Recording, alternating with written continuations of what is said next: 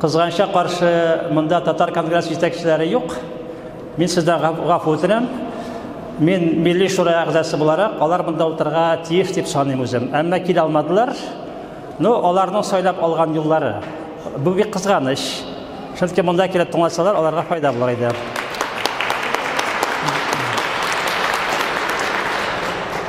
Тарих турында сөйләгән вакытта, билгеле, бүгенге көндә без мәктәпләрдә урыс тарихы эчендәге угловой железлар гына тарих ягыннан. Чөнки ватан тарихында татарларга урын бик әз бирелгән, һәм кем урыс мәктәбендә укып чыга, ул үзенең тарихын чынлыкта белмичә чыга. Хәзер инде урыс әдәбият, урыс тарихында хәтта татар дигән сүзләрне юкка чыгардылар. Алтын Орда эшләре буенча анда яза башладылар ордынцы дип. Без анда юк. Бит Алтын Орда эшләре татарның иң әһәмиятле чыры, халык булып формалашкан чыры. Демәк, урыс тарихыннан без үзебезнең кем икәнлегебезне белмичә чыгабыз. Һәм ул бик начар нәтиҗәләргә китерә чынлыкта. Чөнки халыкны таркатырга уйласаң, беренче чиратта аның тарихын юкка чыгарга кирәк. Тарихи аң ул сине бабаларга таштыра. Ул телдән ким түгел ана әһәмияте, һәм шул тарихи аң аркылы син бүгенге дөньяга карыйсың да. Менә безнең бу караш бүген бик тә зәгыйфь сифатлы. Ул шуннан килеп чыга, татарларның үзләренең кем икәнлекләрен белмичә адашып йөрүләре. Тарихка таша.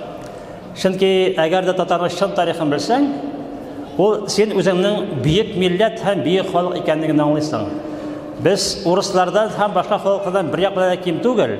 Алар төсле империя тоткан халык һәм безнең бөтен тарихыбыз ул башка дөньядагы бөек милләтләрдән ким түгел тарих. Шуны аңларга кирәк безгә. Һәм тагы бер мәсьәлә, бусы аерым рәвештә әйтәм мин. Совет чорында миңа 3 ел мәктәптә эшләргә туры килде. Совет мәктәбендә бик күптәнге заманнар. Ул вакытта билгеле без укыдырык һәм укытайдырык СССР тарихын. Анда бар иде монгол татарлар. Без барыбер анда юк идек. Күп булса сөйлиләр безгә Казан ханлыгын алу турында. Ләкин шул вакытта да Татарстан ичендә бар иде төбәк тарихы, краеведение дигән фән. Әрмәннәр, грузиннар һәм башка Союз республика халыклары укыттылар үзләренең тулы тарихларын. Аларның мәктәпләрендә милли тарихлары бар иде, бездә юк. Без укыттык краеведение. Менә сез безнең милли музейга барсагыз, анда күрәсез Екатерина II-ның каретасын. Ул менә урыс тарихының бер кисәге. Безгә дә шулай иттереп краеведение укыталар иде. Һәм без мәктәптә эшләгәндә шуны укыттык. Әмма грамотлы укытучы булса, төбәк тарихын укыткан вакытта да милли тарихны бирә ала. Кызганча каршы бүгенге Рәсәй мәктәбендә краеведение дагы юк. Предмет буларак ул юк. Һәм аның буенча дәреслектәр дә юк. Совет чорында Татарстанның төбәк тарихы буенча дәреслектәр бар иде, бүген аны дәресләре хәзерләмиләр. Шул ук вакытта Татарстан галимнәренең хезмәте белән татар тарихы буенча без тулы бер линейка татар тарихы дәреслекләре хәзерләдек. Мин үзем дә 10нчы классын татар тарихы буенча дәреслек авторларының берсе.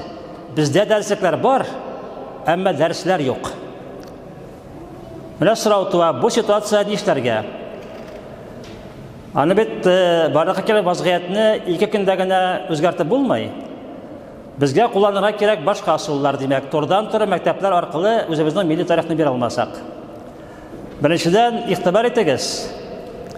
Әле бүгендә һәрбер мәктәптә түгәрәкләр, кружоклар эшләтеп була. Һәм аны программада куярга була әйберләрне. Түгәрәк аркылы татар балаларына чынлыкта тарихны сеңдереп була. Әгәр дә грамотлы укытучылар эшләсәләр, шул нигездә әйтик, бабаларның шәҗәрәсен тикшерсәләр, һәм башка шуның ише усуллар белән балаларны үзебезнең тарихка кертергә мөмкин. Әмма моның өчен мәгариф министрлыгының аерым эшчәнлеге булырга тиеш. Шул исәптән методик яктында бу әйберләштерелгән булыр. Бүген алар юк бездә чынлыкта, тарих буенча юк. Димәк, мәгариф министры белән безнең ата-аналар моны таләп итәргә тиешләр. Икенче юл ул интернетны куллану юлы. Менә мин әйттем, безнең татар тарихының мәктәпләр эшләгән бөтен дәреслектәрдә бар. Бөтен класслар эчендә бар. Әмма ул дәреслектәр интернетта юк. Менә мин эшләгән 10нчы класс өчен дәреслек ул инде мәктәпләрдән дә чыгарылды, гомумән дә ул юк. Әмма интернет вариантта бар. Димәк, менә бу ата-аналар җәмгыяте, әгәр ул ишеп китсә ныграк, шундый юллар эзләргә тиеш. Ничек иттереп дәреслекләрдә интернетка куярга? Интернетта хәзер балалар 3 яшьтән утыра башлыйлар. Минем 5 яшьлек онык менә булай иттереп карый бит нәрсәне хәзер. Сезнеке дә шулай да бер. Шуңа күрә анда дәреслектәр булса, татарлар тарихларын бары беләчәкләр. Бу турыда ныклап уйланырга кирәк. Һәм тагы бер нәрсә. Без менә шундакта татарлар бик йомшак халык. Төрле басымнарга тиз бирешәбез. Әмма менә бу ситуация тел мәсьәләсе буенча безгә бик аңлап хәрәкәт итәргә кирәк. Бер мисал китерәм сезгә, ни өчен без уйланырга тиеш, эшли башлаганча.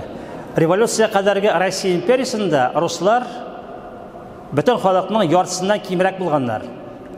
Бүгенге Россиядә руслар 80%-тан артыграк. Бу башка дәүләт. Монда СССРда түгел, СССРда безгә җиңелрәк иде, чөнки башка милләтләр күп иде. Хәзер без монда сан ягыннан башка пропорция торабыз. Шуңа күрә эшләү күпкә авыррак булачак.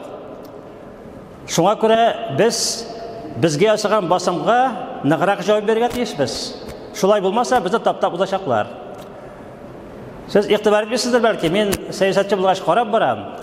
Ул Валерий Чешковларның халыкларны исәп калган вакыттагы татарларны бүлергә тырышулары һәм башка шундый усуллар, мәсәлән, рус телен дәүләт теле итеп калдырырга теләүләр. Барысы да ул шушы дәүләтне яңадан коруга нигезләнгән. Ягъни бер милләт үстә булырга тиеш һәм бер телгә дә хәрәкәт итәргә тиеш дигән юл. Бу бит Россиянең федератив дәүләт буларак законнарына һәм аның эштәргә туры килә торган бер түгел.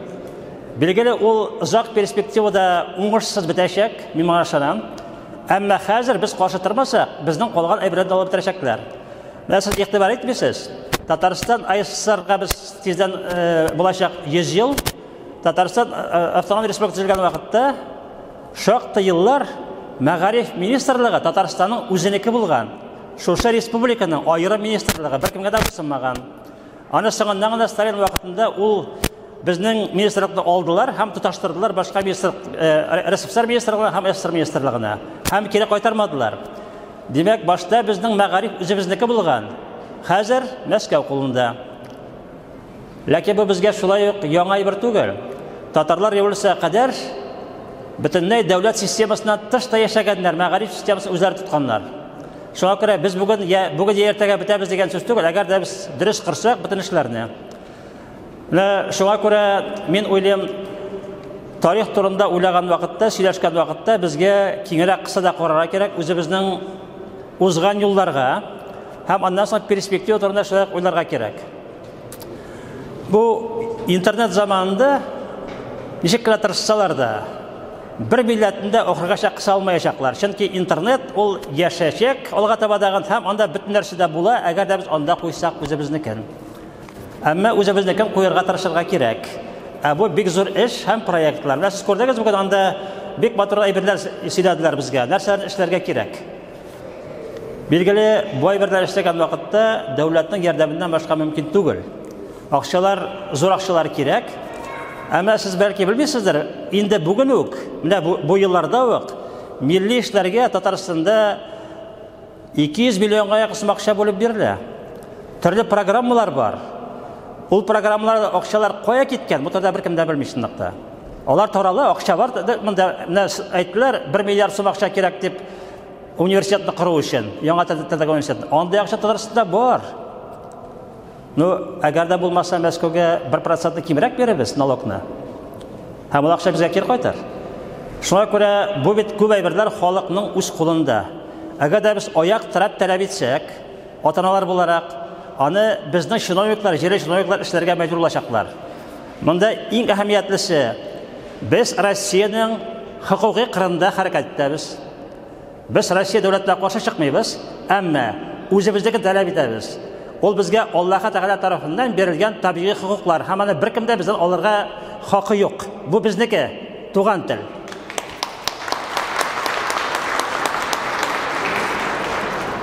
Ham jamoat so'ng'isi, men ijtimoiy harakatlarda ko'p qatnashgan shaxs, shunga ko'ra aytaman. Hozirgi vaqtda ijtimoiy harakatni, mana ota-onalar harakatini uyushtiruv og'ir bo'lacak. Chunki xalq bektiq bosildi, ham bekiraqa perspektiva xalq qaramay boshladi, bugun kim bilan yashay. Shunga ko'ra bizga aktivroq bo'lishga kerak. Ota-onalar jamoatchiligi naqaraq ishlarga teyish. Men tege Ruslar komitetini misol aytib ketirasi kelmay, chunki ular ortida zo'r kishilar turadi. Bizga o'zimizga uyushtirishga kerak. Agarda uyush olsak, biz yengashakmiz. Yo'q ekan, bizni taptab ketacaklar. Rahmat.